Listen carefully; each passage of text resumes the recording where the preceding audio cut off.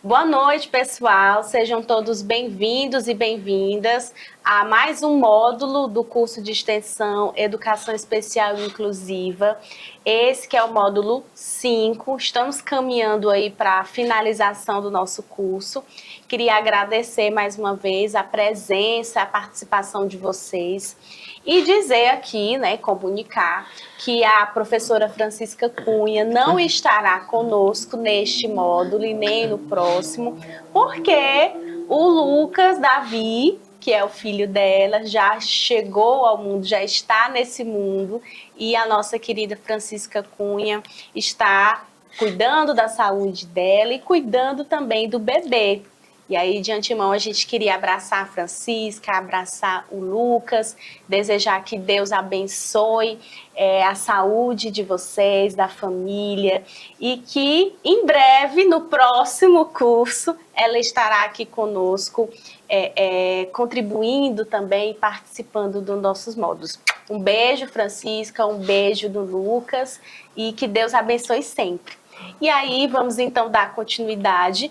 Eu, professora Keliane, e a nossa convidada do módulo 5, que é a professora Nádia Pinheiro. Eu vou apresentar um pouquinho aqui a Nádia, mas aí depois ela vai ficar à vontade para conversar conosco, tá certo? A Nádia Pinheiro, ela é professora do curso de Psicologia da Universidade Estadual do Piauí, ela é psicóloga, licencianda em Pedagogia, tem especialização em saúde pública pela Universidade Federal do Piauí e mestrado e doutorado em educação especial pela Universidade Federal de São Carlos. A Nádia, gente, foi uma alegria muito grande o sim dela, como de todos os outros professores que passaram por aqui, porque são muitos aprendizados que vão agregar muito com o nosso curso e com a aprendizagem de vocês. Então, professora Nádia, muitíssimo obrigada. Eu que agradeço. Pelo seu sim.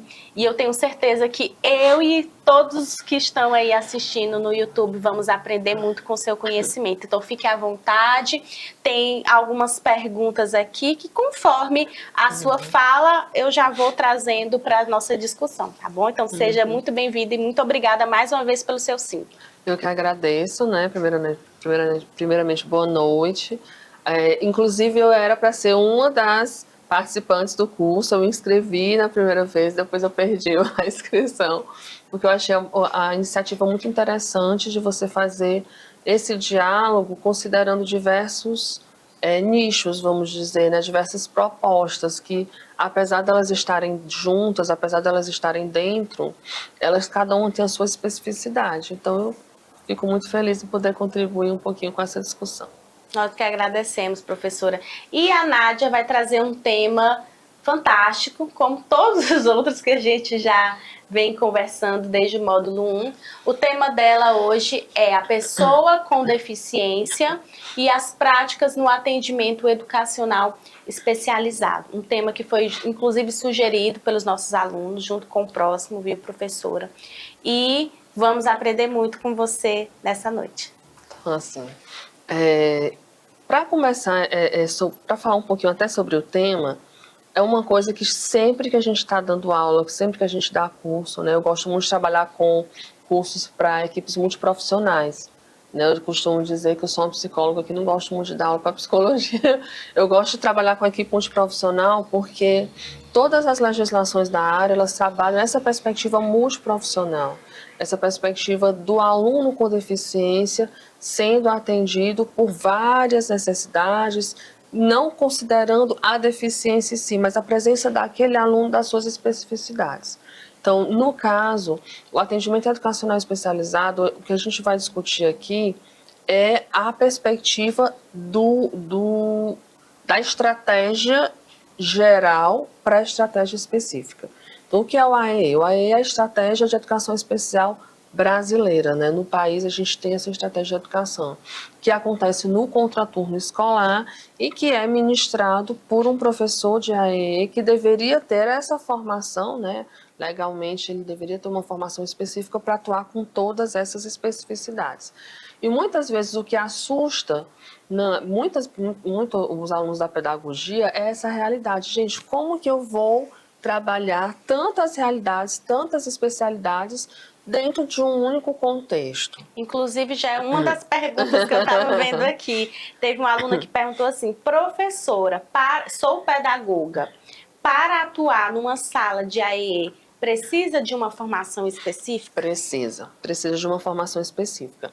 A orientação do MEC, inclusive em todos os dispositivos legais, porque atualmente a gente se baseia muito na LBI, que é a Lei Brasileira de Inclusão, que ela é de 2015, mas nós temos dispositivos legais que falam sobre isso há muito tempo, desde a Política Nacional de Educação Especial na perspectiva da educação inclusiva, que é de 2007, 2008. Eu sempre dou as duas cabeças, quando ela foi lançada, quando ela foi promulgada.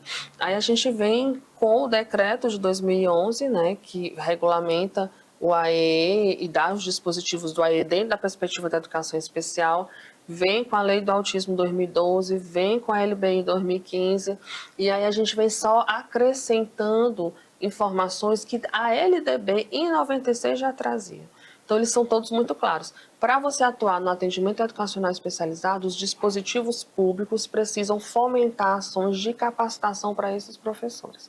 Que ações são essas? Aí não diz especificamente que ações são essas.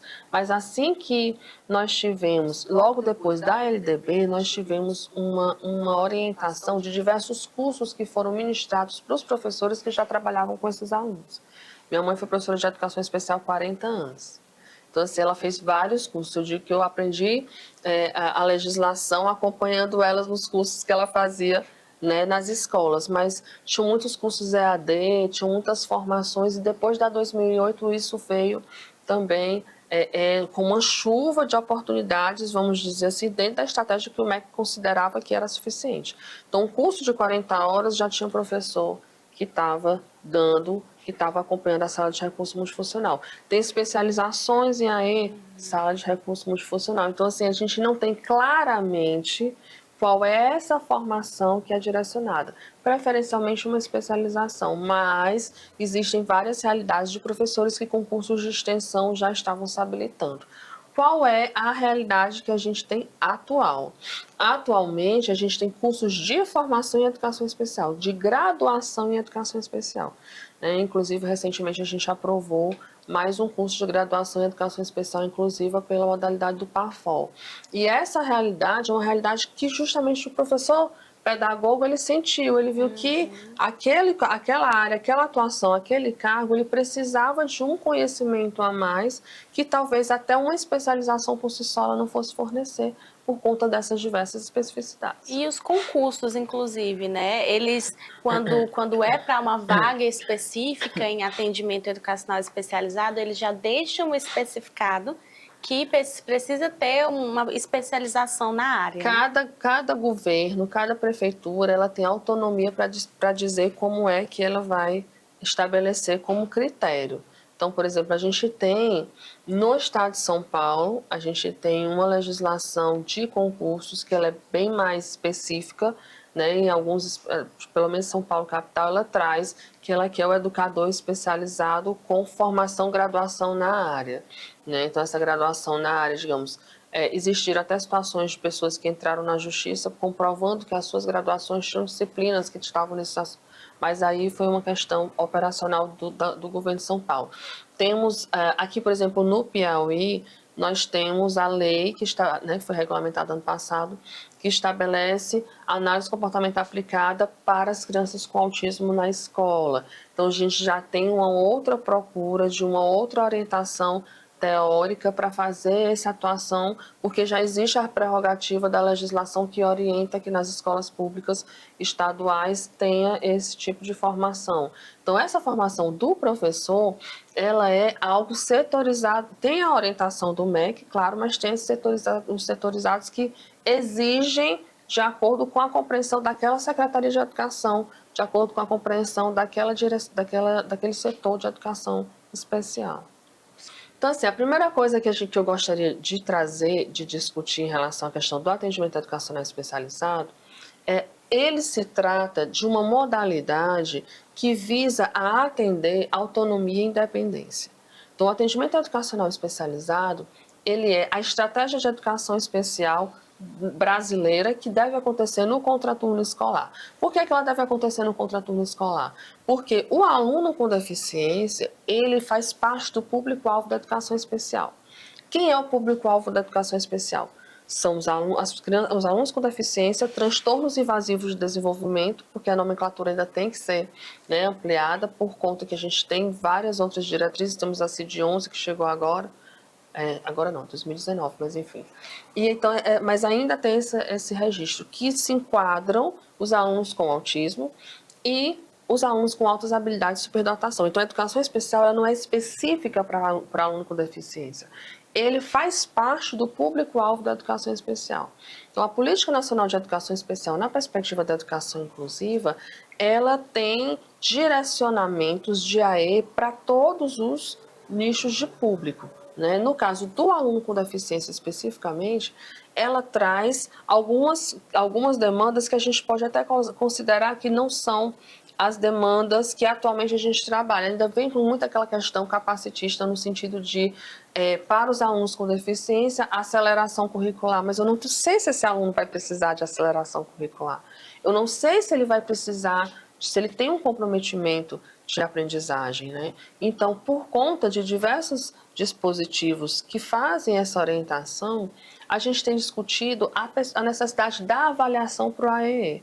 A avaliação para o AEE, ela é preconizada em algumas estratégias, como no caso, que a gente acho que todo mundo deve conhecer mais, que é o PEI, né, que é o Planejamento Educacional Individualizado, que você associa mais na perspectiva desse aluno, mas ela tem que ser vista como uma avaliação biopsicossocial.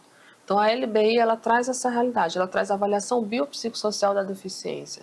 Ou seja, não é a deficiência, mas o contexto daquele aluno que deve ser considerado, como todos os outros alunos. Então, assim, um dos grandes problemas que a gente identifica nessa proposta de ver o AE como essa estratégia de educação especial é que esse aluno, muitas vezes, ele é avaliado por obrigação daquela instituição escolar e não por uma cultura da escola, não por uma realidade, por uma compreensão que aquela escola tem, ou que aquela secretaria de educação tem, ou que aquela diretoria de educação especial inclusiva tem, acerca da necessidade de avaliar o porquê que aquele aluno está com aquela determinada demanda. A gente tem muitos casos de alunos que não têm comprometimento de acordo com a demanda. Ele não tem comprometimento pela deficiência. A realidade do comprometimento dele é porque o histórico dele, a estrutura em que ele está, precisaria ser melhor administrada, precisaria de mais estímulos, um ambiente familiar, uma orientação a essa família, e que a gente observa que isso não acontece e que acaba, por conta que ele tem uma deficiência, ele não conseguindo funcionar sozinho. Mas não significa que ele não conseguiria se tivesse um ambiente estruturado. Certo. Então vamos passar? A primeira coisa que a gente discute em relação à questão da avaliação é essa preocupação em identificar quem é esse público. Né? Então, a legislação ela fala que o público-alvo da educação especial são esses três nichos: pessoas com deficiência, alunos com transtornos invasivos de desenvolvimento e altas habilidades de superdotação. Mas por que é que a gente precisa avaliar? Há uma discussão muito grande na escola em que esse diagnóstico, essa avaliação, esse laudo, eles comprometeriam a questão pedagógica. Mas o que a gente tenta trabalhar nessa perspectiva é que essa avaliação ela vai funcionar para que você conheça o seu aluno, para você saber que características ele tem, como que esse aluno se desenvolve, o que é que aquela deficiência exige do ambiente para que aquele aluno tenha acesso, para que ele tenha condições, né, de atender, de acompanhar o currículo.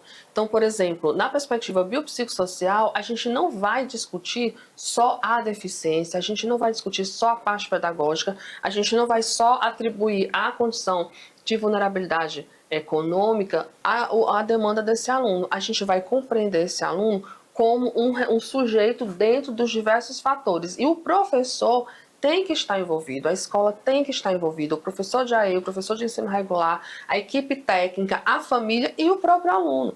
Ele precisa dizer o que ele pensa, ele precisa dizer o que ele quer, ele precisa dizer como ele funciona. Então, nessa perspectiva, qual seria o papel dessa escola? O papel da escola é estimular e construir um repertório. é avaliar o desempenho dessas atividades, é identificar e encaminhar essas demandas. Então, na perspectiva de avaliação biopsicossocial, a gente consegue entender que o AEE, ele é a estratégia para garantir que esse aluno consiga ser visto por essa escola dentro das suas especificidades. Por quê? Porque a escola, ela precisa seguir um currículo. Né? Então, a gente tem uma discussão bem ampla, que a gente vai deixar até para depois, sobre a questão da BNCC. Mas a escola, ela precisa seguir um currículo. E esse currículo, ele precisa estar integrado dentro da proposta que aquele aluno vai receber para poder fazer essa atualização. Uma das discussões que sempre tem para mim, quando eu vou dar alguma consultoria para a escola, é o que eu vou fazer com esse aluno se esse aluno não aprende.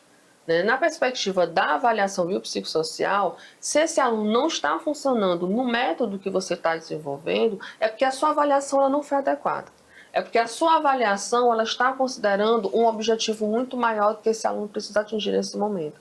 É que você não está partindo das habilidades e competências que esse aluno tem a partir daquela situação, daquela entrada dele na sua observação. E isso é importante porque se você tiver, muitas vezes, uma compreensão da dinâmica daquela deficiência, da origem daquela deficiência, daquele comprometimento, você vai saber diferenciar se aquilo que aquele aluno está respondendo tem a ver ou não com alguma característica do sistema escolar, da sala de aula ou das atividades propostas, ou se ele tem alguma característica que realmente é dessa questão da deficiência.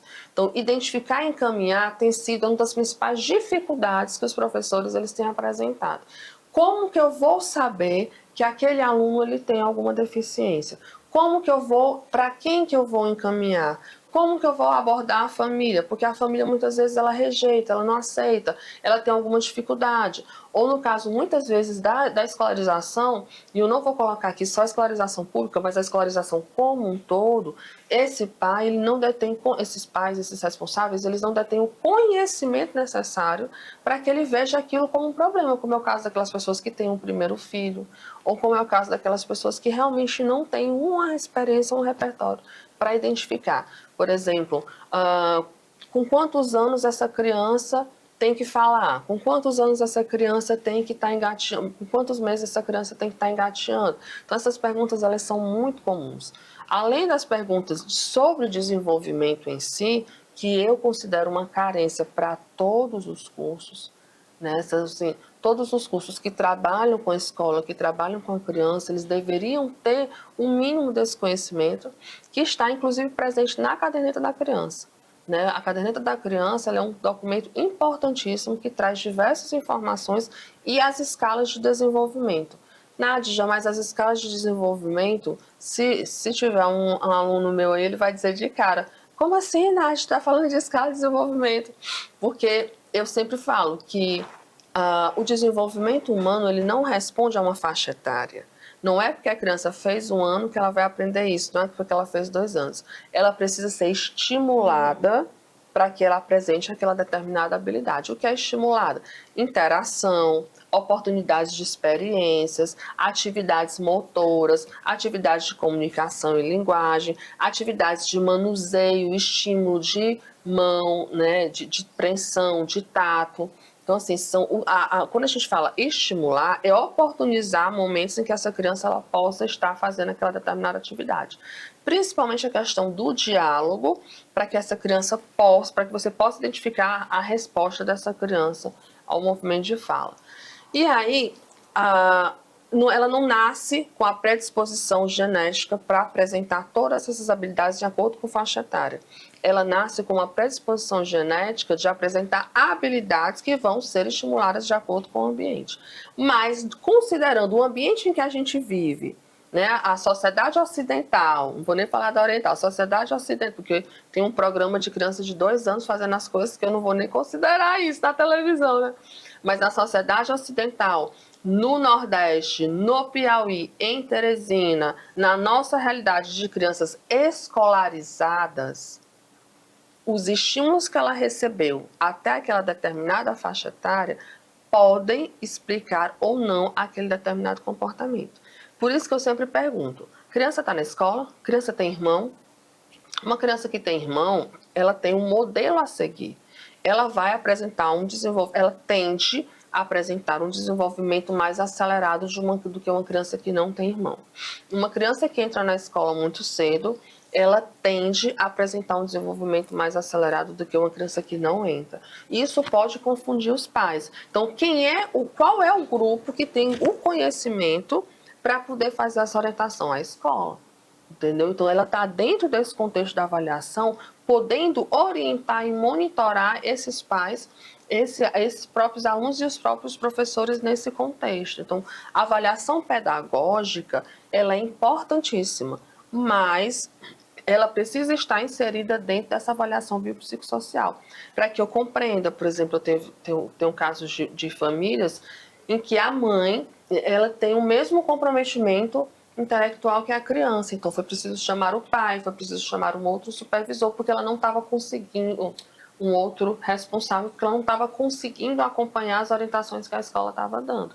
E isso precisa ser visto como o papel da escola, sim, porque é ela que é o grupo, né? Vygotsky já dizia, a escola, ela representa a única oportunidade que muitas pessoas têm de encontrar um ensino organizado, uma orientação sequenciada, que ela não vai provavelmente obter em outros espaços. Então, assim, e esse rendimento escolar que a gente tanto preconiza, essa avaliação, ela serve para quê?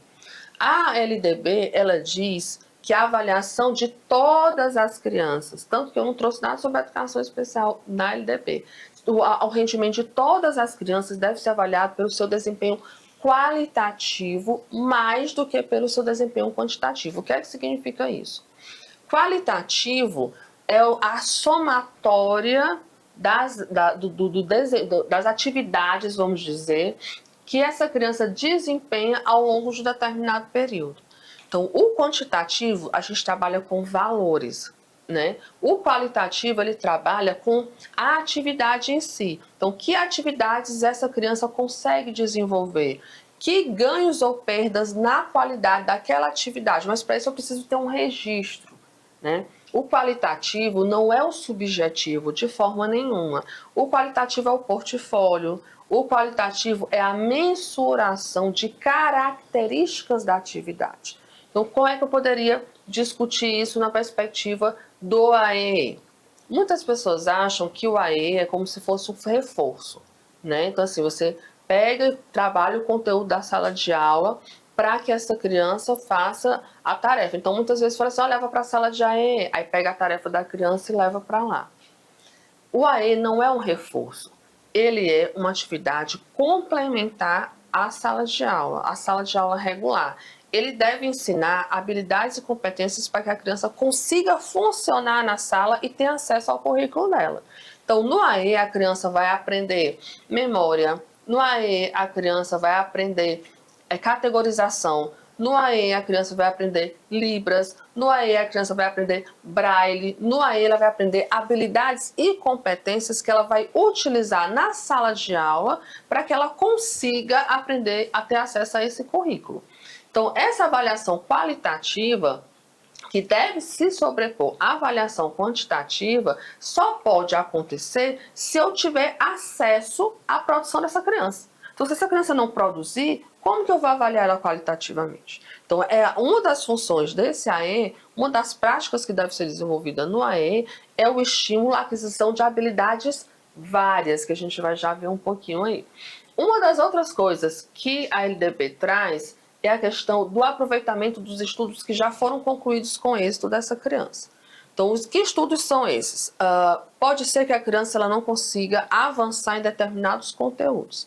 E isso eu falo de uma forma muito cuidadosa, porque eu só posso dizer que essa criança não avançou num conteúdo se ela tiver recebido uma capacitação, uma formação, um procedimento de ensino eficaz, para que eu possa dizer, olha, essa criança foi ensinada nesse conteúdo e ao avaliar essa criança, eu não consegui que ela apresentasse essa habilidade ou atingisse essa competência. Mas na nossa realidade de escola, e não só escolas públicas, mas escolas em geral, a gente nem sempre consegue garantir que aquele aluno esteja tendo acesso ao currículo dele. que aquele aluno esteja sendo ensinado, que estejam sendo ensinadas para ele habilidades que ele possa utilizar para poder apresentar essa atividade. Então, se eu não tenho certeza que eu ensinei aquele aluno, que eu oportunizei situações nas quais ele aprendesse, como é que eu posso dizer que ele não sabe? Então, assim, existe essa questão, que é a perspectiva da terminalidade específica, que é você garantir que esse aluno, ele aproveite pelo menos o conteúdo que ele conseguiu adquirir dentro da escola, dentro da sala de aula. Quem vai descobrir que conteúdos são esses? A equipe de escolarização, né? A equipe, tanto o professor de sala de aula regular, o professor de AE, a psicopedagoga da escola, a gestora, a administradora, toda a equipe precisa fazer essa avaliação, porque muitas vezes essa habilidade, ela pode não estar em sala de aula ainda. Por exemplo, a habilidade de dizer bom dia, boa tarde, boa noite, né? É uma habilidade básica que as pessoas consideram para as crianças, mas para uma criança que é autista nível 2, ela já tem uma certa dificuldade em fazer esse comando verbal. Então, assim, é uma habilidade que ela pode estar tendo, por exemplo, com a merendeira, ela pode estar tendo com o porteiro, e ela não está atendendo a sala de aula. Então, é por isso que é necessário que haja essa perspectiva biopsicossocial. Então, quem é o meu aluno? O que é que a ciência me explica sobre esse aluno? O que é que ele precisa para que ele possa aprender? Então, por que é que todos precisam entender desenvolvimento, né? Precisam entender para que a gente possa ter essa linguagem em comum. Então, o estudante de pedagogia, o estudante de fisioterapia, o estudante de psicologia, o estudante de educação especial, todos nós que trabalhamos com crianças, com alunos, com escolarização, nós precisamos ter conhecimentos que vão agregar o meu aprendizado. Ah, Nádia, mas eu não vi isso na escola. Eu não vi isso na universidade. Pois é, você não viu isso na universidade, mas se você está trabalhando com aquilo naquele momento, você vai precisar se capacitar para aprender esse conhecimento. Até porque, dentro do nosso processo de escolarização, os conteúdos eles vão evoluindo, as exigências elas vão evoluindo. A gente tem agora um parecer que está em votação, né, pelo Ministério da Educação, que vai falar muito sobre essa questão da avaliação e intervenção em sala de aula. Então, a gente precisa estar sempre se atualizando dentro dos parâmetros que são direcionados para essa atuação. Principalmente quem atua com educação especial inclusiva, né? Onde os termos estão o tempo todo mudando, as discussões elas sempre estão sendo aprofundadas, e aí é importante realmente que quem trabalha especificamente com isso esteja o tempo inteiro em formação continuada. Que é um dos grandes, vamos dizer, dívidas que a gente tem. Historicamente, o professor que vai para a educação especial é aquele professor que estava se aposentando. Era aquele professor em fim de carreira. Então, tipo assim, a educação especial era vista como um local em que essa criança estava lá ocupando espaço enquanto os pais estavam trabalhando. Hoje não, a gente tem a perspectiva que dentro da equidade, a gente tem que fornecer para todos os seres humanos, para todos os alunos, para todas as pessoas, as mesmas oportunidades de alcançar esse conhecimento, de não só entrar na escola, mas de permanecer na escola, de progredir na escola, né? Então essa discussão ela é muito alinhada. Outra coisa que a gente precisa trabalhar quando a gente está falando de avaliação qualitativa é o que a gente chama de avaliação de linha de base. O que é essa avaliação de linha de base? Ela é muito comum na educação infantil, que é aquela avaliação que você faz quando o aluno chega para você. Então, o aluno chegou, o que é que eu vou fazer?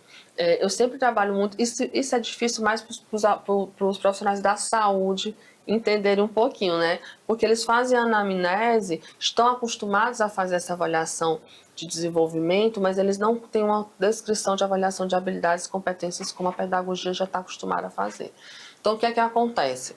Na avaliação de linha de base, você aplica um TDLE, você aplica um diagnóstico de leitura, de escrita, de habilidades motoras. Na educação infantil isso é comum, mas no ensino fundamental para o ensino médio, vai dificultando a compreensão da adaptação de tarefas, da multiplicidade de estratégias. Então você fica pensando, o que é que eu vou perguntar para esse aluno? Que instrumentos eu vou utilizar? Então a gente tem uma carência muito grande de instrumentos que sejam mais comuns, vamos dizer, alinhados com as graduações. cada um inventa um instrumento da sua própria cabeça. Não tem uma normativa do Ministério da Educação, por exemplo, que poderia auxiliar, né, mais facilmente esse direcionamento. A gente tem muito material, mas hoje em dia, com o advento da internet, a pessoa fica meio perdida sem saber qual é o instrumento que ela pode utilizar. Então, o que sempre eu trabalho com os meus alunos da licenciatura, principalmente, se na perspectiva da escola, a gente vai utilizar os instrumentos que a escola tem. Então, por exemplo, se eu tenho um aluno de 4, não vou tirar os alunos da educação infantil, se eu tenho um aluno de 7 anos, né? E esse aluno chega para mim com alguma dificuldade, primeiro que a avaliação ela não deveria ser específica dos alunos público-alvo da educação especial. A avaliação deveria ser para todos os alunos, né? Se você pensar quão rico é a oportunidade de você conhecer o seu aluno e acompanhar o histórico dele, identificar qualquer problema que ele possa vir a estar apresentando, seria incrível. Mas vamos continuar na realidade que pelo menos a educação especial tenha, né? Então, assim, se você tem esse aluno de 7 anos que chega para você e ele tem um histórico, vamos dizer, de atraso escolar, né? Ele tem um histórico de extorsão e idade séria. A gente pega os instrumentos de avaliação que aquela escola tem de 7 anos para trás. Então, 7, 6, 5, 4, 3, 2, dependendo do berçário, né? Nas escolas particulares é mais comum você ter de 1 ano.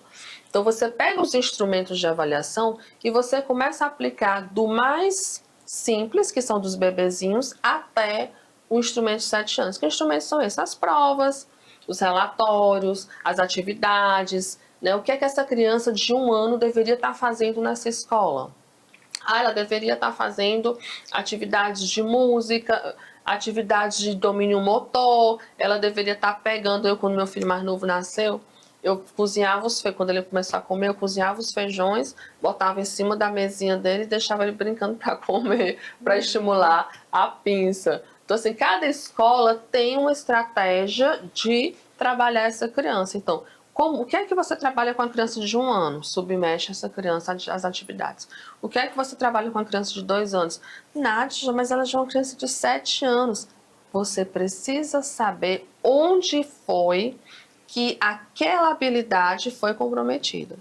Que atividade? Já peguei crianças de 9 anos que tinham transtorno de mobilidade e que a família não tinha percebido. A família achava que essa criança era só uma criança estabanada. Tá entendendo? Mas a criança ela era descoordenada, ela tinha dificuldade de movimento de pinça, ela tinha uma letra considerada feia pela escola, né? uma desgrafia por conta dessa dificuldade de movimentação de mão. Então, assim, essa avaliação é importante porque você vai conseguir observar qualitativamente onde que está o comprometimento daquele menino. E outra, numa perspectiva psicopedagógica, ele fazer e conseguir fazer é reforçador. Então, assim, são ações que, se ele está no processo de extorsão em idade séria, ele já está com autoestima provavelmente comprometida. Então, ele já tem o que a gente chama de desamparo, essa expectativa do fracasso. Então, ele não vai achar ruim fazer atividades mais simples, pelo contrário, ele vai conseguir fazer e obter êxito, vai fazer ele se manter na tarefa da avaliação.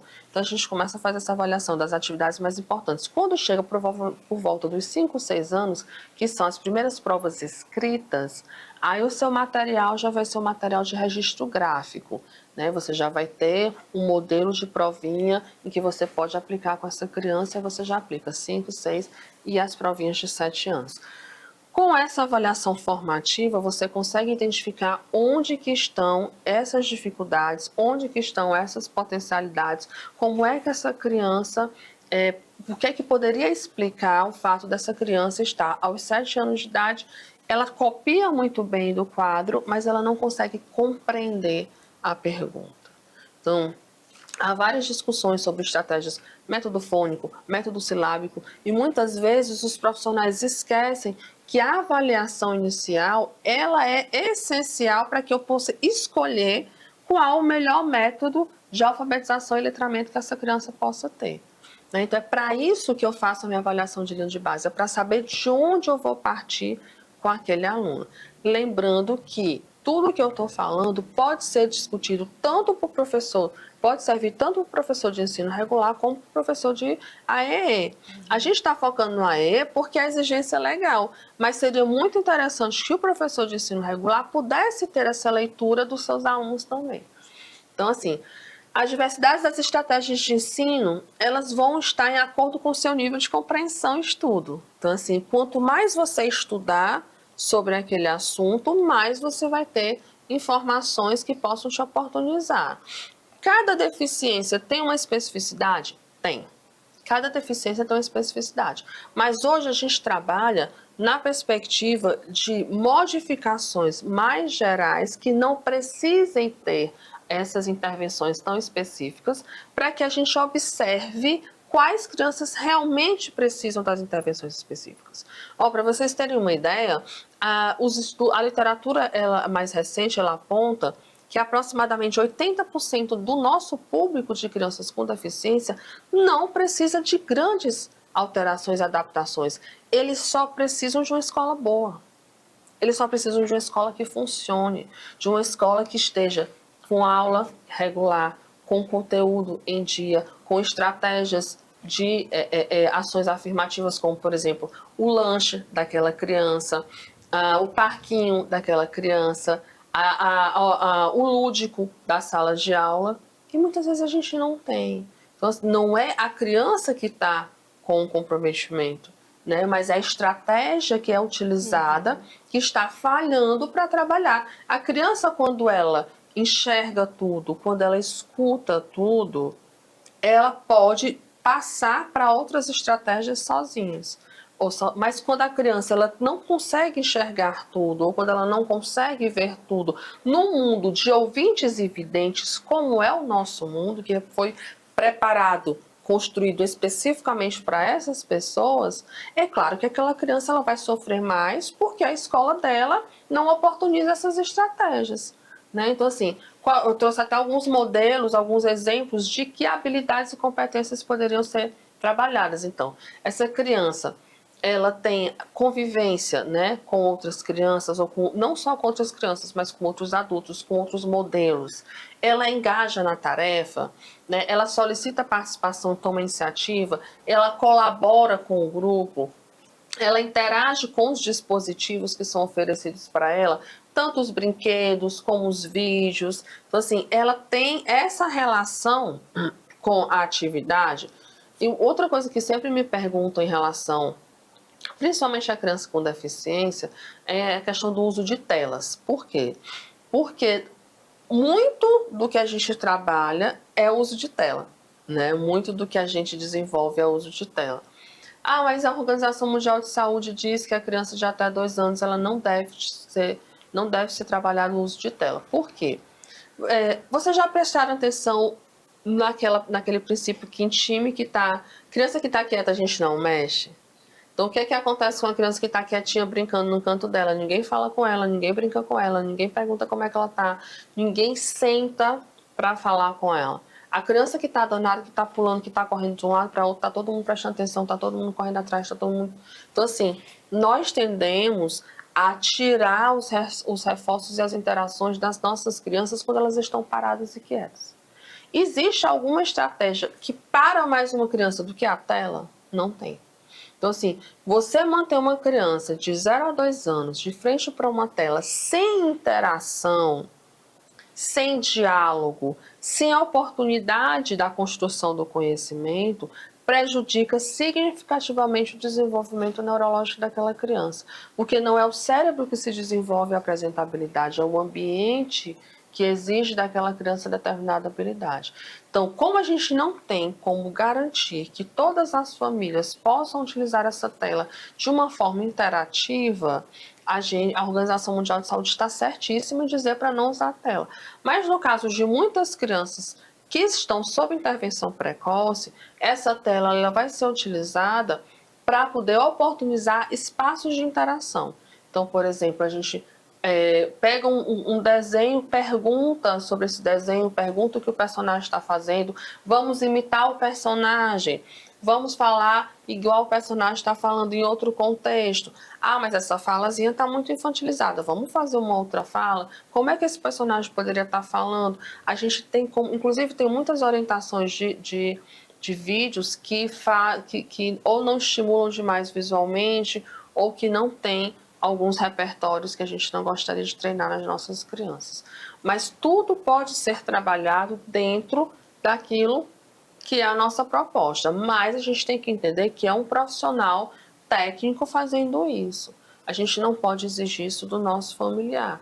Então, essa criança de 0 a 2 anos, ela precisa sim estar sendo estimulada a interagir com o ambiente dela, a se comunicar com o ambiente dela, a construir repertórios de vida diária para que ela possa fazer parte dessa comunidade. Outra coisa que é interessante e importante a gente lembrar, que a faixa etária de escolarização obrigatória é a partir dos 4 anos, tá? Então, muitas vezes, na pandemia, a gente teve isso muito claro. Muitas famílias tiraram as crianças das escolas com 4 anos porque consideravam que a criança não estava aprendendo no modo remoto. Só que a matrícula da criança de 4 anos ela é obrigatória. A gente tinha um ensino fundamental que começava aos 7 anos de idade, e isso gerava um impacto significativo, porque criança começar a se alfabetizar aos 7 anos de idade era uma coisa muito séria, que comprometia muito o funcionamento dela e o sucesso dela no futuro. E ampliamos o ensino fundamental para o ensino fundamental de 9 anos, que com ingresso aos 6 anos de idade, para pegar essa criança aos 6 anos, mas isso ainda não é suficiente. Então, a escolarização da criança aos 4 anos de idade é uma estratégia de trabalhar a criança no processo de ensino-aprendizagem em uma faixa etária em que ela está muito interagindo com o ambiente, em que ela tem uma oportunidade neurológica muito grande de construção de conhecimento. Mas o ideal mesmo, se perguntar assim, Nath, com quantos anos você deve colocar a criança na escola? Eu não posso falar na perspectiva pediátrica, porque lembrando que só o médico é um dos principais profissionais da nossa avaliação, porque só ele pode atestar a condição de saúde. Né? Mas eu faço laudo, eu faço isso, sim. Mas por lei, né, pela lei do ato médico, é o médico que é o único profissional que pode atestar a condição de saúde. A gente dá direcionamentos, a gente dá na perspectiva da profissão da área tal, o direcionamento é esse, mas é ele que vai fazer essa avaliação condutiva. E não vou dizer, né, porque eu já vi vários profissionais dizendo que pela questão da imunidade, a criança está. Numa perspectiva neurológica, quanto mais cedo ela entrar, melhor. Né? Quanto mais cedo ela puder ter acesso a esses estímulos. Isso numa condição em que essa família esteja trabalhando, numa condição em que essa família não possa oportunizar para essa criança o mesmo espaço e as mesmas estratégias que a escola oportuniza. Né? A gente estava conversando ontem, o meu menino de 2 anos, né, ele tem uma oportunidade de ter 2 grandes professores. Eu falo que nenhuma terapia, nenhum terapeuta conseguiria ser tão eficaz quanto os meus 2 meninos mais velhos. Né? Porque eu tenho um de 14 e um de 8. Eles trabalham tanto aquela criança que eu tenho pena dela. Mas o Dudu, ele é assim, o boneco de casa, né? Que os meninos, eles querem ensinar tudo, eles ensinam matemática, eles reforçam o inglês, e eles ficam estimulando, perguntando e conversando, e aquilo é da hora que acorda, da hora que vai dormir. Então, assim, essa criança, ela tem a oportunidade de vivenciar essas experiências. E se eu não tenho essa oportunidade em casa, a escola ela funciona como um veículo de oportunização. É claro que tem de ser um ambiente seguro. O AE, ele não é um reforço. E uma coisa que eu gostaria muito de destacar agora é a questão do papel do auxiliar de apoio à inclusão. Então, assim, a proposta de atendimento educacional especializado é uma formação para autonomia e independência, porque considera-se que a deficiência, em muitos casos, ela compromete essas estratégias de autonomia e independência que, no meio ambiente, a gente vai dando paulatinamente às nossas crianças. Algumas estratégias legais, elas foram construídas para proporcionar uma melhor formação desse menino no contexto escolar. Então, o auxiliar de apoio à inclusão é um profissional responsável pela alimentação, traslado e higiene da criança. Esse auxiliar, ele visa o bom desenvolvimento da criança dentro do contexto de escolarização, mas ele não é um apoio pedagógico. Ele não é um professor, né, para poder trabalhar essa perspectiva da escolarização. Porém, se o AEE é voltado para autonomia e independência, a aquisição de habilidades de vida diária são essenciais para que esse aluno se torne autônomo e independente também na escola. Então, assim, a questão do atendimento educacional especializado é que ele precisa ser visto como uma estratégia de escolarização e não apenas como uma estratégia de educação especial de contraturno. Isso 1 a 2 horas por semana, sendo que o professor de ensino regular está todos os dias, o auxiliar de apoio à inclusão está todos os dias, o acompanhante especializado está todos os dias. Então, assim, quem é esse acompanhante especializado? A figura do acompanhante especializado é uma figura que a lei do autismo trouxe, né, em 2012, 2013, ao dizer que a criança com autismo, o aluno com autismo tem direito a um acompanhante especializado na escola, né, pago por essa escola. E partiu-se do pressuposto, né, que algumas nomenclaturas, como é o caso do AT, que é o acompanhante terapêutico, né, assessor terapêutico, seria esse acompanhante especializado, quando não. O acompanhante especializado é um profissional que a equipe de avaliação biopsicossocial dessa criança diz que ele precisa. Tanto pode ser o auxiliar de apoio à inclusão, pode ser o acompanhante terapêutico, pode ser o acompanhante pedagógico, né, o assistente pedagógico. Quem vai dizer o que essa criança precisa é a equipe que avalia ele. E dentro dos profissionais da equipe que avalia ele, tem a equipe da escola. Então é importante... Fala. Tem até uma pergunta aqui sobre essa questão do tempo no AEE.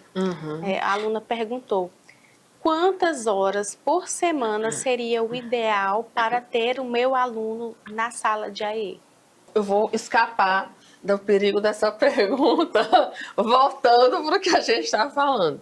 Quem vai dizer essa questão de tempo e interação é a avaliação do aluno, tá? Então, assim, o PEI, né, que é o Planejamento Educacional Individualizado desse aluno, ele vai fazer o levantamento das demandas, o levantamento da rede de apoio, o levantamento do suporte, e ele vai conseguir ler, vamos dizer assim, essas necessidades pedagógicas, mas essas necessidades complementares. Que necessidades complementares são essas?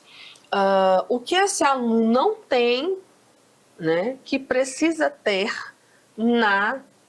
para acompanhar o currículo da sala de aula regular. Essa questão de carga horária, existe uma carga horária mínima, né, que é a carga horária de 1 a 2 horas semanais, dependendo da avaliação pedagógica, mas mais importante do que essa carga horária são as estratégias de educação inclusiva que essa escola vai conseguir organizar junto com essa família, junto com essa equipe. Nós sabemos que atualmente a gente tem uma demanda imensa por neuropediatras, né, que são os profissionais que nós precisamos ter avaliando essas crianças para fazer esses direcionamentos de profissão. De terapias, de acompanhamentos, de atendimentos. Então, não é uma realidade só da escola pública, é uma realidade da escola particular de todos os profissionais, que já vai comprometer isso que eu estou falando, que é essa avaliação. Então, essa avaliação ela já vai ficar falha se eu não tiver essa leitura para me direcionar, porque eu sou professora, eu sou psicóloga, eu sou TO, eu preciso do direcionamento do grupo para que eu tenha certeza que aquela demanda que aquele aluno apresenta não tem uma outra explicação orgânica para ela. Então, por exemplo, não tem uma doença, né, um outro comprometimento que possa estar justificando aquela resposta daquela criança e que precise de uma intervenção imediata, como é o caso, por exemplo, que a gente tem de eritroblastoma. Então, a gente tem um tumor naquele olho e aquele olho ele precisa ser tratado né? Então, por exemplo, eu já peguei casos de crianças, é bem interessante, às vezes, quando eu estou dando curso, que as pessoas vão falando e eu vou fazendo as perguntas por conta do tempo, de experiência e também pela lógica, né? Por exemplo, você não precisa ser psicólogo ou pedagogo para questionar o porquê que uma criança sempre ocupa toda a folha para escrever uma letra, por exemplo. Né? Não sei se é porque eu uso óculos, então talvez eu me identifique, né? Que eu preciso de uma letra muito grande para que eu consiga visualizar ela. Mas isso é uma coisa que a gente nos estudos vai entendendo alguns sinais. Então eu peguei vários casos de crianças com 5 graus de miopia, que a gente, quando via a criança ocupar todo o espaço da folha, a gente já encaminhava para o oftalmologista. Olha, leva para o oftalmologista que vamos ver como é que está a visão desse menino. 5 graus de miopia é muito comum.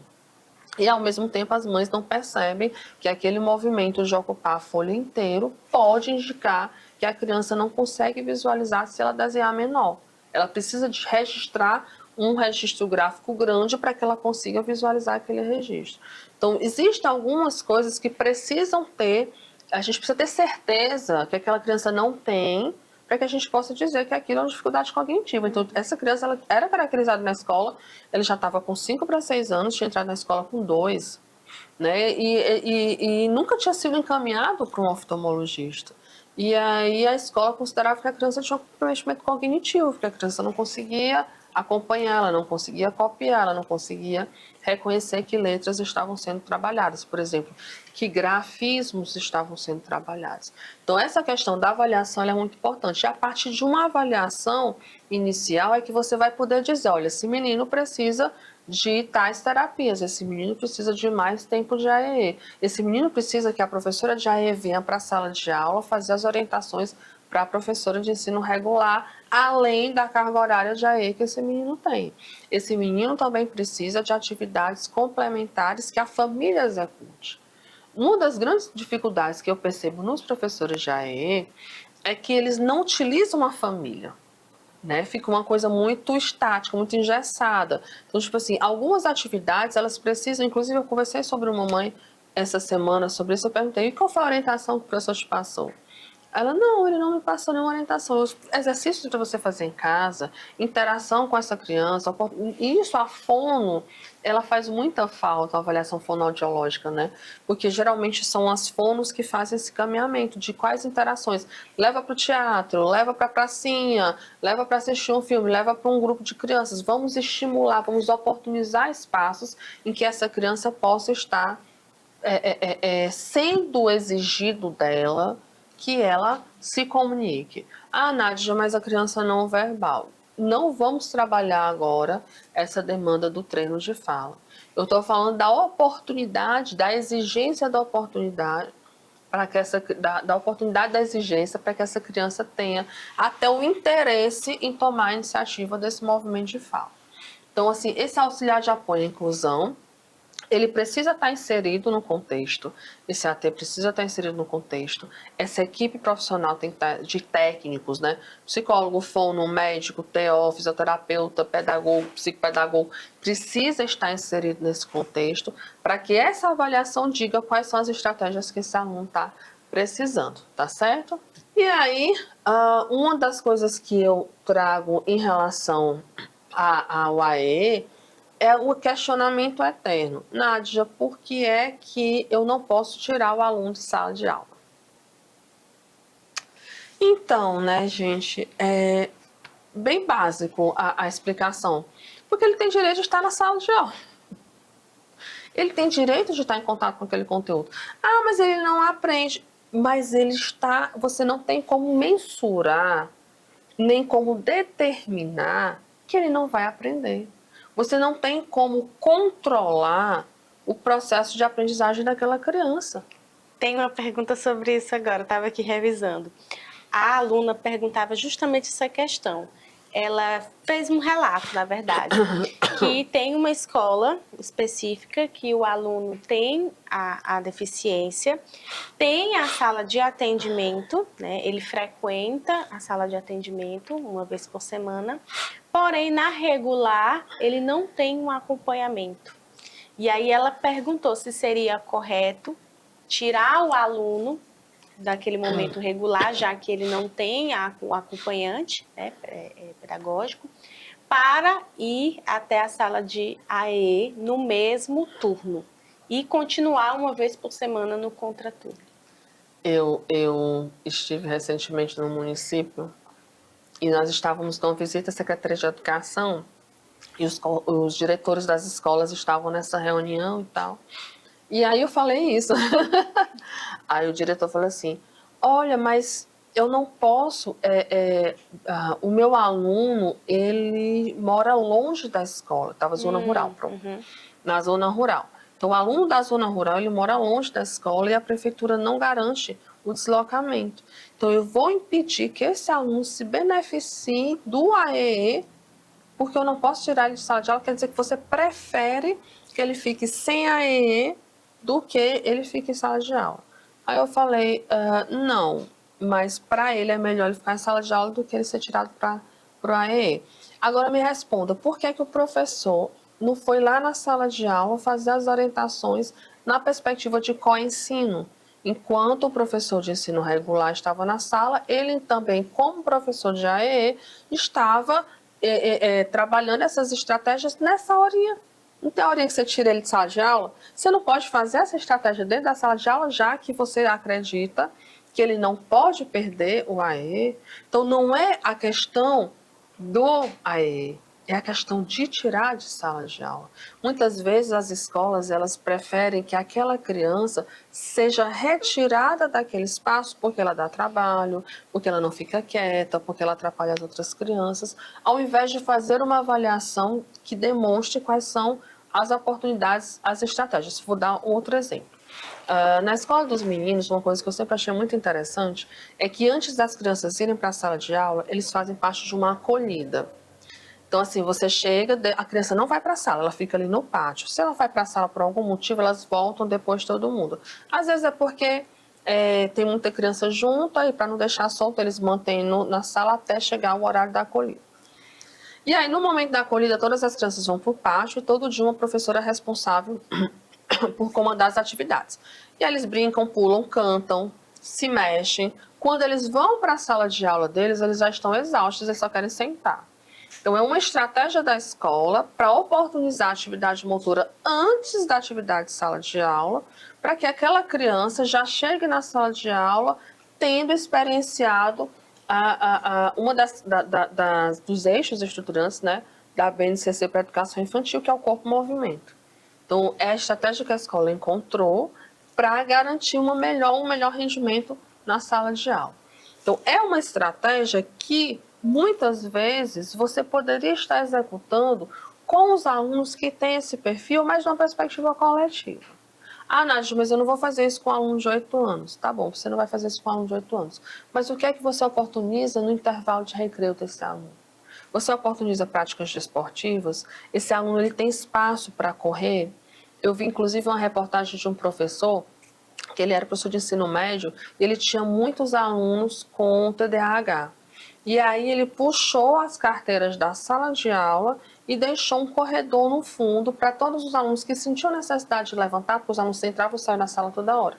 Os alunos que sentiam necessidade de levantar ficaram usando esse corredor como um veículo, né, para não sair de sala, eles ficavam caminhando nesse corredor.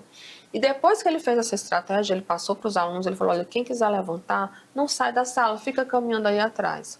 E aí ele viu o rendimento desses alunos aumentar assim assustadoramente. Alunos que estavam praticamente reprovados conseguiram aprender e conseguiram funcionar. Então, quando a gente fala, quando a gente fixa ou foca tanto na avaliação, é justamente por essa preocupação de entender que cada aluno é diferente, cada realidade é diferente, cada escola é diferente. Eu não vou ser hipócrita de dizer que a gente tem só dizer que todas as escolas têm que fazer isso, mas você pode levantar a sua rede de apoio, os recursos que você tem disponível e tentar identificar na dinâmica do processo de escolarização o que é que você pode mudar. As adaptações, elas são adaptações escolares, adaptações de sala de aula, adaptações para o aluno. Né? Então, o que na dinâmica da escola pode ser modificado? Por exemplo, eu tenho um aluno que ele tem dificuldade ele tem hipersensibilidade sensorial, ele tem dificuldade com estímulo auditivo. Eu posso pegar a sala de aula dele, tirar do lado da quadra e botar para ser uma sala de aula mais longe dessa quadra, para que aquele estímulo auditivo, para que aquele estímulo sonoro não seja tão comprometedor para ele. Eu tenho um aluno que precisa de um tempo mais prolongado de exposição à atividade. Então, eu posso planejar uma atividade que aconteça depois do lanche e não antes do lanche. Né? Porque antes do lanche, se ele demora mais tempo naquela atividade, se ele vai fazer aquela prova antes de comer, pode acontecer dele perder o horário do recreio e ele entregar a prova porque ele não quer perder o horário do recreio. Eu tenho visto essa estratégia se adotar em muitas escolas. As provas, elas não são feitas para as crianças pequenas, elas não são feitas para o Fundamental 1, no caso, antes do recreio, elas são feitas depois do recreio, porque a criança já comeu, ela já está mais calma, e aí se ela prolongar, ela vai ficar depois do horário, as crianças vão embora, não vai comprometer a dinâmica da sala de aula, como comprometeria se ela ficasse lá até depois do recreio, que acabasse os alunos tivessem que voltar para a sala de aula e tivessem que dar andamento para as atividades. Essas estratégias, elas precisam ser discutidas para atender essa demanda. Então, eu não posso te dizer que todos os dias seria interessante para esse menino estar na AEE.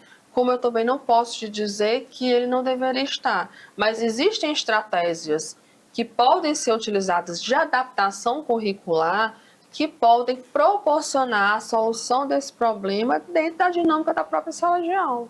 Modificações nem tão complexas assim. Vamos só retomar, né, essa questão das etapas, não trabalhando ainda a perspectiva do PEI propriamente dito, mas essa perspectiva do AE dentro do processo da proposta de escolarização. Por que é que eu trago aqui a fala da BNCC? Porque a Base Nacional Comum Curricular, ela tem uma orientação mínima para todos os níveis e modalidades de ensino. E essa orientação é que deve ser a referência que a gente deve utilizar na hora da nossa avaliação formativa, né? Essa orientação do que a escola, do que esse menino deveria estar sendo ensinado, né? Do que essa escola deveria estar ensinando para esse menino, que habilidades e competências ele precisa para alcançar esse currículo. Nádia, tu fica falando toda hora habilidades e competências. O que são habilidades e competências?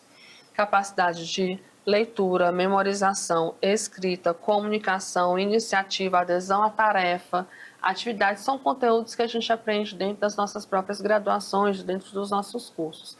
Mas são, inclusive, algumas dessas habilidades, como as próprias habilidades sociais, elas têm ganho um universo muito grande de discussões, né? Como você ser assertivo, como você ser proativo, como você tomar a iniciativa, como você resolver um conflito de uma forma harmônica. Então, sim, são habilidades e competências que o plano de desenvolvimento da escola é que vai dizer que perfil de aluno eu estou formando.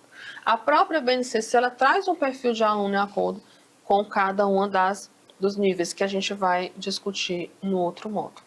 Então, quais são as principais etapas do AEE? Como é que ele deveria funcionar? Primeiro, o diagnóstico escolar. Essa escola deveria fazer uma avaliação inicial, considerando os objetivos dessa escolarização, as avaliações que esse aluno já realizou com outros profissionais e outras avaliações que você considere necessárias. Então, por exemplo, se eu acredito que esse menino deve ser avaliado pelo oftalmologista, então a escola tem que fazer um encaminhamento para esse oftalmologista. Eu acredito que esse menino precisa ser visto por uma fono. A escola tem que chegar para a família e fazer esse direcionamento. Olha, é interessante que você faça esse acompanhamento, essa avaliação com uma fono. Não só o que a escola consegue fazer, mas aquilo que ela identifica que seria interessante para aquele menino receber. O planejamento escolar, a partir dessa identificação, elaborar e organizar recursos pedagógicos de acessibilidade para eliminar as principais barreiras. As barreiras arquitetônicas, físicas e estruturais, elas são significativas. Mas a principal barreira que a gente tem trabalhado há muitas décadas são as barreiras atitudinais. Então, assim, a proposta da escola em não fechar os olhos, a proposta do professor em não ignorar, em não fingir, que aquela situação não está acontecendo, ela é extremamente importante. O professor precisa entender que aquele aluno faz parte do seu contexto de escolarização, que aquele aluno faz parte da sua sala de aula também, e que o futuro escolar daquele aluno diz respeito também à nossa prática docente. E para esse planejamento escolar, para esse diagnóstico escolar, a gente tem diversos instrumentos da literatura. Então, posso até estar fornecendo alguns desses instrumentos, que inclusive tem muito material produzido pelas próprias prefeituras e pelas secretarias. Aqui no nosso estado, a gente tem um material que a Secretaria de Educação do Estado produziu, né, que é o POAF, que é um instrumento de avaliação e intervenção de estratégias utilizadas no AEE.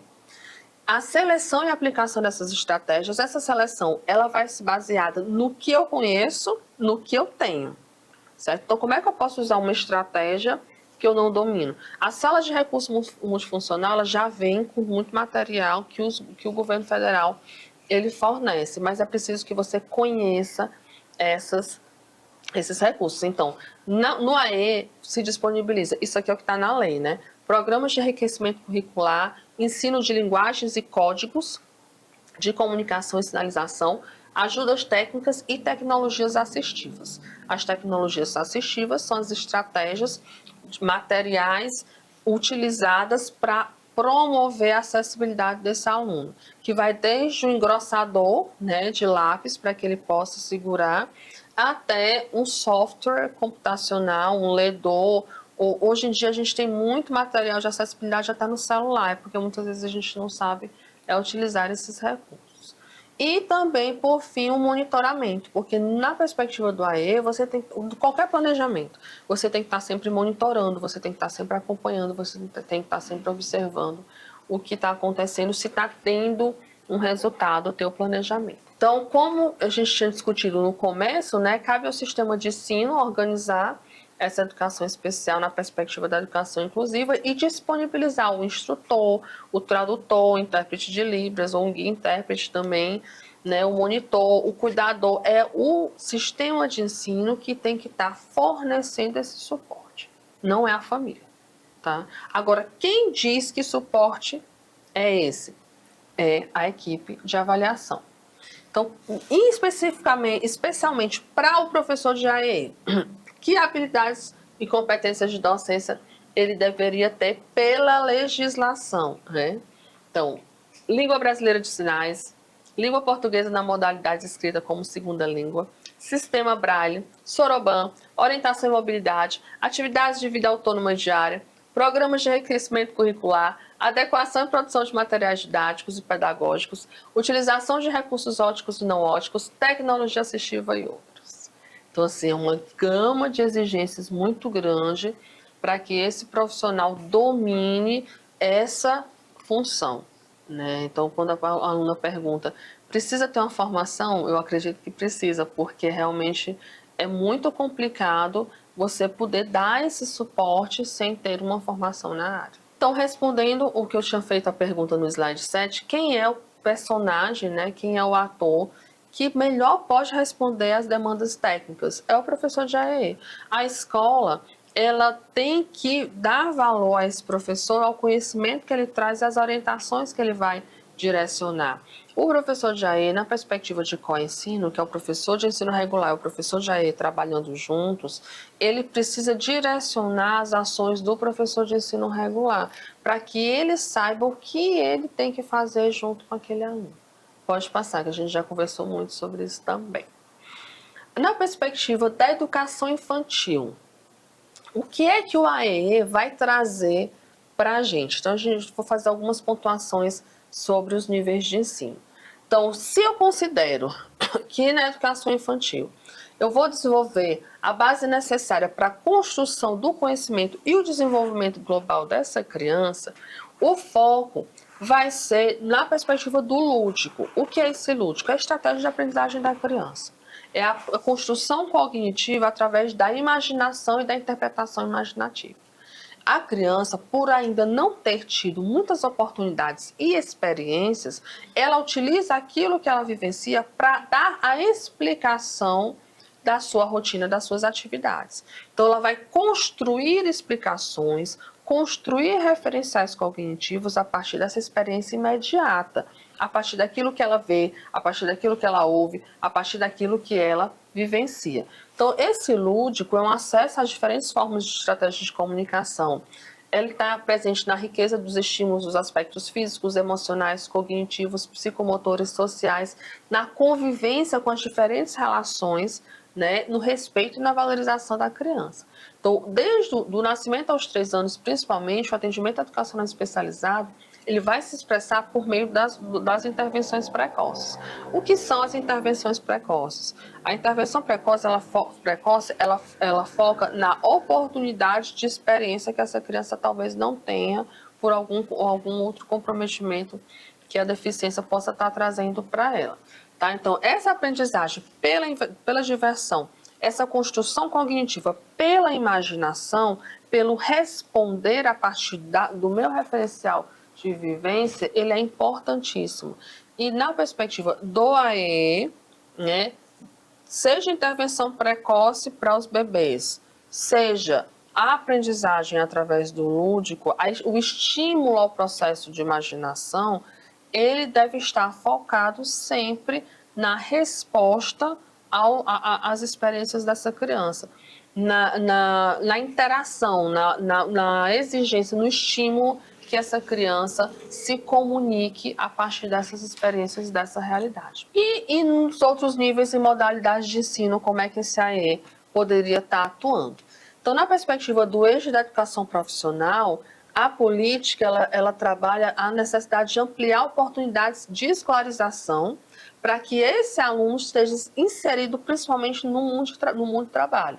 Né? Nós temos atualmente na BNCC um currículo que trabalha com história de vida, né? A história de vida é uma disciplina o projeto de vida é uma disciplina que objetiva a antecipação, vamos dizer, a formação de habilidades e competências não só para o mercado de trabalho, mas principalmente para a idade adulta, para a independência, para a autonomia. Nós temos atualmente um alto índice, né? Os adolescentes, eles correspondem a uma faixa etária de grande vulnerabilização, principalmente para comportamentos autolesivos, ideação suicida. Então, e isso tem muita associação com a baixa expectativa em relação ao futuro.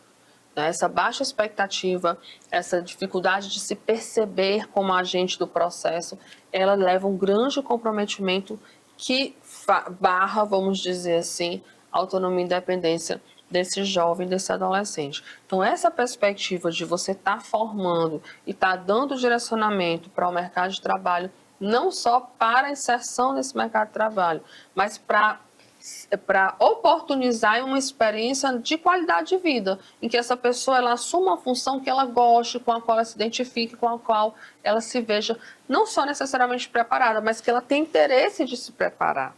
Né? Porque muitas vezes a gente vê um adolescente, um jovem, que tenta entrar no mercado de trabalho porque ele precisa, mas não porque ele se identifique com aquilo.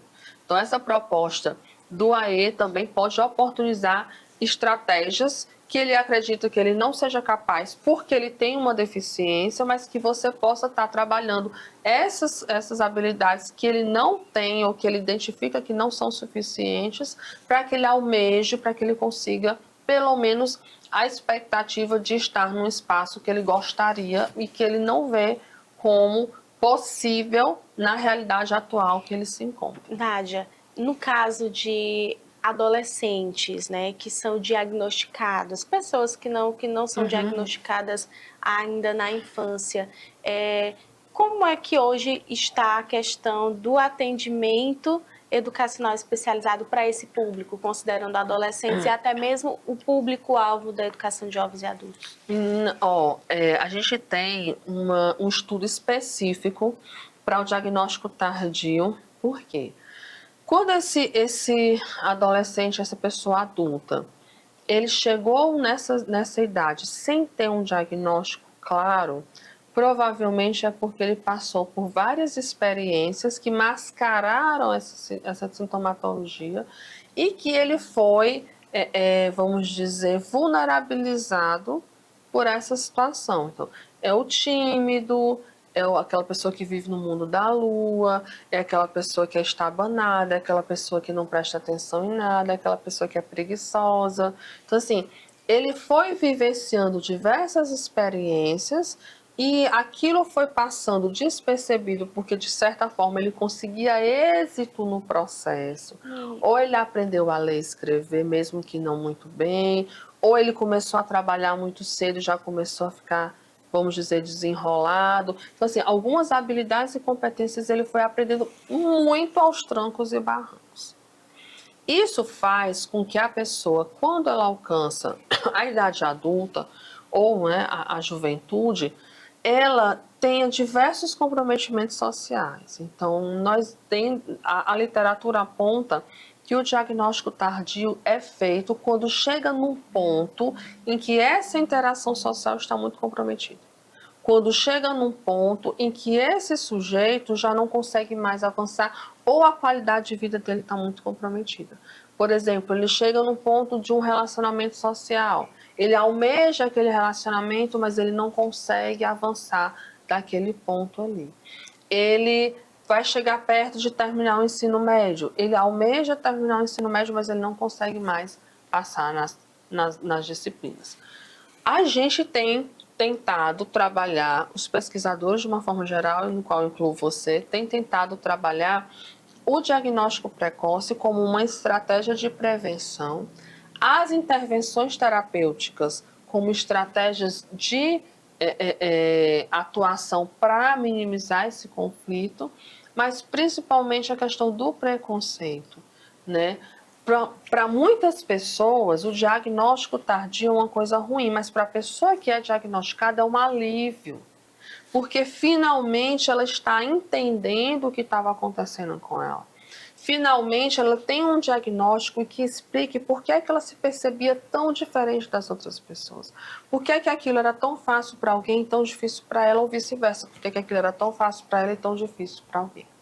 O isolamento, a dificuldade de concentração, as inabilidades sociais, diversos comportamentos que demonstram que desde cedo aquele sujeito ele tinha uma sintomatologia, mas que por conta das diversas, até mesmo por conta da família, uma família que era mais presente, que dava aquele suporte, então assim, ele não se sentia tão sozinho para que aquela inabilidade ela chamasse a atenção. Então, tem sido feito vários estudos específicos com essa população, principalmente a população autista, porque é uma população cujas características são muito variadas e são características que são predominantemente comprometem as interações sociais. Né? Então, por conta dessa dificuldade de interação social, em algum momento esse preço ele vai ser cobrado. Em algum momento essa interação da qual ele foge tanto, ela vai ser exigida. E aí chega o ponto em que a família fala, não, a gente tem que ir atrás de alguma coisa, ou até mesmo a própria pessoa. Eu tive casos, por exemplo, de casais, né, procurando o diagnóstico para um ou outro da relação, né, casos de mães que quando vem o filho chegar na adolescência, ao invés dele querer uma interação social, ele queria era mais se isolar. Então esses comportamentos vão chamando a atenção da família e da própria pessoa, mas a maior parte dos casos que eu já acompanhei, e a literatura também, ela reverbera isso, é um alívio para a pessoa receber esse diagnóstico. E o AE poderia ter, vamos dizer, posicionado isso? Poderia. Ter apontado isso? Poderia, mas muitas vezes é o que a gente falou. Ele não é visto como um procedimento avaliativo. Ele é visto como um procedimento de ocupação de espaço, de ocupação de tempo, de retirada. E ainda reforço uma das minhas falas. A retirada desse menino de sala de aula, ela pode acontecer não como uma estratégia de AE, mas como uma estratégia terapêutica de treino de habilidades até o momento que esse menino consiga voltar para a sala de aula com qualidade. Mas não porque ele vai fazer o AE, porque ele está num processo de treinamento, de inserção nessa sala de aula que vai respeitar o tempo dele, vai respeitar o momento em que ele vai conseguindo. E para isso a gente tem que aprender, nós profissionais que atuamos na área, a gente tem que aprender conceitos como descrição de comportamentos, a descrição do comportamento em etapas, para eu saber o que é que eu tenho que ensinar primeiro, o que é que eu vou ensinar depois. Isso são habilidades que a gente tem que estar adquirindo. Então, na educação indígena do campo e quilombola, é assegurar recursos e serviços, né, para que estejam presentes nos projetos pedagógicos específicos dessas diferenças socioculturais.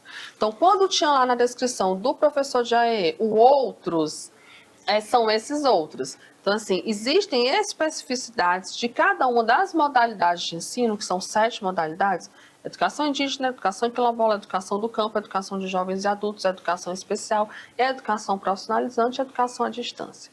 Então, as modalidades de ensino, elas existem porque existem especificidades no público do procedimento de escolarização. Então, nesse caso, o AEI ele vai precisar considerar essas perspectivas socioculturais, porque, por exemplo, numa perspectiva da educação quilombola, aquele conhecimento ancestral que é tão importante para aquele grupo pode ser utilizado mais significativamente do que aquela escola, aquela tarefa, aquela historinha que está sendo trabalhada no currículo regular. Então, assim, a gente tem oportunidades que podem estar sendo trazidas para essa atividade. E no ensino superior, que, a meu ver, é das principais dificuldades que a gente tem em trabalhar com atendimento educacional especializado, a gente tem as diversas especificidades de cada graduação. O ensino superior, a gente trabalha muito mais com acessibilidade arquitetônica, de comunicação, com sistemas de informação, com os recursos pedagógicos, que são muitos, e já estamos trabalhando com um adolescente, um jovem e um adulto. Mas a principal dificuldade é de inserir esse jovem, esse adolescente, esse adulto, essa pessoa, inclusive pessoas idosas também, na tríade do ensino superior, que é o ensino, pesquisa e extensão. E aí a gente tem a questão dos estágios, a questão da preparação para o estágio, né? A questão da preparação para a compreensão da graduação, para o acesso ao local em que esse aluno tem que estar, para a vivência daquele conteúdo, para a adaptação curricular daquele conteúdo de sala de aula. Então, assim, a gente tem vários desafios a cumprir no ensino superior e a gente vai discutir no próximo módulo. E temos a questão da educação bilíngue, que é o grande desafio, né, do atendimento educacional especializado. Por quê? Porque nós não temos, infelizmente, nos sistemas escolares, o profissional que vai trabalhar um direito garantido pelo surdo, que é de ser escolarizado na língua de sinais como primeira língua e na língua portuguesa como segunda língua. Né? Então, é um pressuposto que o AE traz, que a Política Nacional de Educação Especial, na perspectiva da educação inclusiva, traz, que ele deve ser ofertado tanto na modalidade oral, quanto na modalidade escrita, quanto na modalidade de língua de sinais, e nem sempre a gente tem esse profissional que vai trabalhar, que eu acredito que, né, vocês mais do que ninguém conhecem essa realidade. Então, na medida do possível, a lei diz que o aluno surdo ele deve estar com outros pares em turmas comuns para que esse treino ele aconteça de forma muito intensiva. Esse ponto da lei é utilizado muitas vezes para segregar. Então, tipo assim, não, aqui você não pode estar estudando aqui não, você tem que estudar numa outra escola que já tem outros alunos surdos. E não é isso que a lei quer dizer. Ela quer dizer que, já que esse aluno se comunica de forma mais eficaz na língua de sinais, que ele tem a oportunidade de conversar com outros alunos que também tenham a mesma habilidade e competência, do que ele ficar se arrastando com outros alunos que estão adquirindo ela como segunda língua. Claro que é interessante para qualquer comunidade que esteja junto dos seus pares, mas isso não impede que, se aquele aluno queira ser matriculado em uma outra escola, ele assim o faça, de forma nenhuma. Então, como a gente falou, né, a proposta da escola, ela deve ser do geral para o específico. Então, a gente sabe que existem práticas específicas para cada deficiência, mas na perspectiva do AEE, a gente deve fazer modificações escolares, de sala de aula, e então partir para as modificações específicas. Finalizando, né, os principais objetivos do atendimento educacional especializado são: prover as condições de acesso, participação e aprendizagem no ensino regular, garantindo esses serviços de apoio especializados de acordo com a necessidade desse estudante. garantir a transversalidade. O que significa isso? Esse atendimento educacional especializado tem que estar do ensino infantil ao ensino superior e em todas as modalidades de ensino. Fomentar. O que é fomentar? É fornecer, é pagar, é financiar o desenvolvimento de recursos didático-pedagógicos que eliminem essas barreiras do processo de ensino-aprendizagem, que são os famosos materiais adaptados. E também tecnologias assistivas de forma geral. E assegurar as condições para que esse aluno continue no estudo em todos os níveis e modalidades de ensino. Então, as práticas desse atendimento, eles vão envolver a compreensão das características do aluno público-alvo da educação especial, do currículo regular desse aluno, das habilidades e competências que esse aluno tem, das especificidades necessárias para que ele consiga acessar esse currículo, a articulação entre as diversas equipes envolvidas, inclusive uma das exigências é que o professor de AE seja um técnico que possa estar envolvido nas políticas públicas do setor, que vão culminar na elaboração do planejamento educacional individualizado, que vai nortear a prática e permitir que você monitore a evolução desse aluno e as estratégias que estão sendo utilizadas com ele. E é isso que a gente estava discutindo em relação a essas práticas específicas do AE. Eu só tenho mesmo a agradecer a oportunidade de falar um pouquinho sobre esse assunto e deixar muito claro a preocupação em que cada área, cada deficiência, cada grupo de cada aluno, ele seja percebido na sua integralidade.